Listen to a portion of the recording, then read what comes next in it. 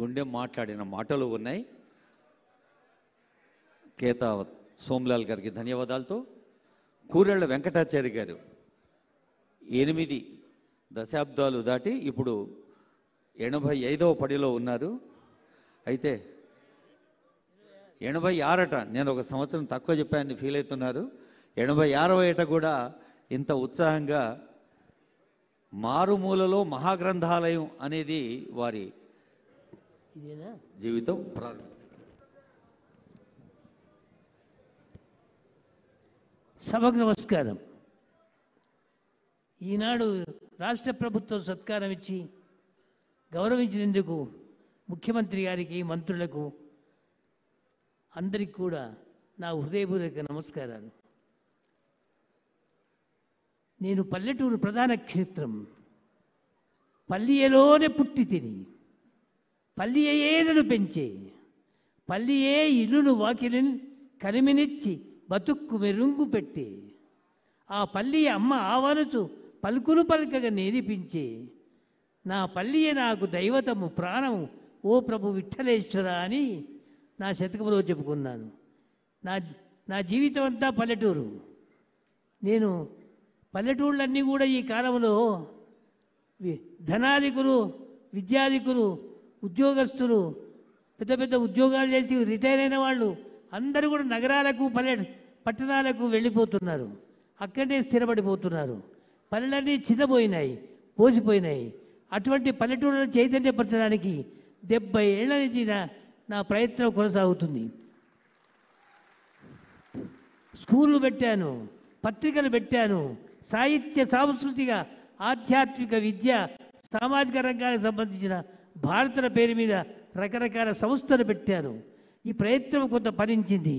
అది కాకుండా ఈ మధ్యకాలంలో మారుమూలలో మహాగ్రంథాలయం అని ఓ పెద్ద గ్రంథాలయం పెట్టాను. నా ఇల్లే గ్రంథాలయంగా మార్చాను. చాలామంది ఇప్పుడు దానివల్ల ఉపయోగపడింది. ఇప్పుడు కొంతమంది నా శిష్యులు, శ్రేయోభిలాషులు, ద్రవ్యదాతలందరూ కూడా సహకరించగా 2 అంతస్తుల మేడతో 2 లక్షల పుస్తకాలతో ఇప్పుడు గ్రంథాలయం నడుస్తుంది. ఆ గ్రంథాలయం ద్వారా పరిశోధక విద్యార్థులు ఇప్పటికీ మన దేశంలో అంతర్జాతీయంగా పేరు తెచ్చుకున్నది. అటు బెంగళూరు వాళ్ళు, ఇటు అస్సాం వాళ్ళు, అటు అమెరికా వాళ్ళు, ఇటు ఆస్ట్రేలియా వాళ్ళు చాలామంది నా గ్రంథాలయం గురించి మాట్లాడారు.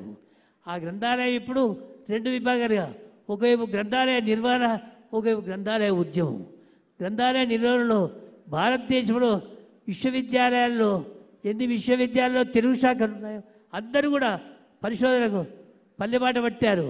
నా ఉద్దేశం ఒక్కటే, పట్టణాలలో స్థిరపడ్డ వాళ్ళు కనీసం పుస్తకాల పేరు మీద పల్లెటూరుకు వస్తారని ఇప్పుడు అందరూ పల్లెబాట పట్టారు.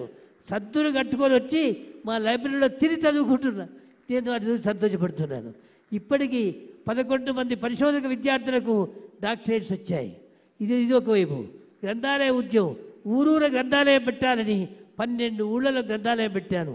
ఎవరైతే గ్రంథాలయం పెడతారో వారికి 100 పుస్తకాలు ఇచ్చి, నాకు చేతనైనా చేత కాకుండా అక్కడికి వెళ్ళి నేనే నా చేతి కూడా ప్రారంభం చేస్తున్నాను. 12 గ్రంథాలయాలు మహావైభవంగా నడుస్తున్నాయి. ఇవన్నిటి యొక్క పల్లెటూళ్ళలో చైతన్యపరచడానికి నేను చేస్తున్న కృషి. దీనికి మీ అందరి శుభాకాంక్షలు, దీవెనలు కావాలి. ఈ సందర్భంగా నా సత్కారం ఇచ్చిన రాష్ట్ర ప్రభుత్వానికి సత్కారం చేస్తూ ముఖ్యమంత్రి గారికి ఒక ఆశంస చెప్పి నేను ముగిస్తాను.